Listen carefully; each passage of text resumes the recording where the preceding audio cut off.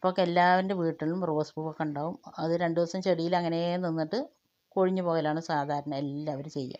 അപ്പോൾ ഇനി നിങ്ങൾ ഒട്ടും ഒരു പൂ പോലും പാഴാക്കി കളയരുത് കേട്ടോ. ആകുന്നത് പറിച്ച് വെക്കുക. പറിച്ച് വെച്ചിട്ട് അതിന് ശേഷം കുറച്ച് പൂവാകുമ്പോൾ നിങ്ങളും ഇതേപോലെ ഒന്ന് ഉണ്ടാക്കി നോക്കി. ഒരു പ്രാവശ്യം നിങ്ങൾ ഉണ്ടാക്കിയാൽ പിന്നെ ഒരിക്കലും നിങ്ങൾ ഒരു പൂ പോലും കൊഴിച്ച് കളയില്ല.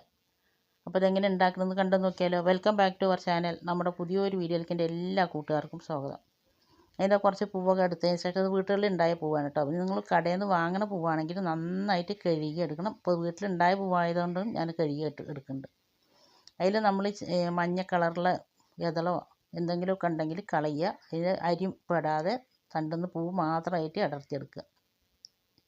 അപ്പോൾ ഇതൊരു 65 പൂവുണ്ടായിരുന്നു കേട്ടോ. ചെറിയ പൂവായത് കൊണ്ടാണ് കുറച്ച് കാണുന്നത്. വലിയ പൂവാണെങ്കിൽ ഒരുപാട് കിട്ടും. ഞാനിത് 2-3 പ്രാവശ്യം ഒന്ന് കഴുകി എടുക്കുന്നുണ്ട്. നന്നായിട്ട് കഴുകി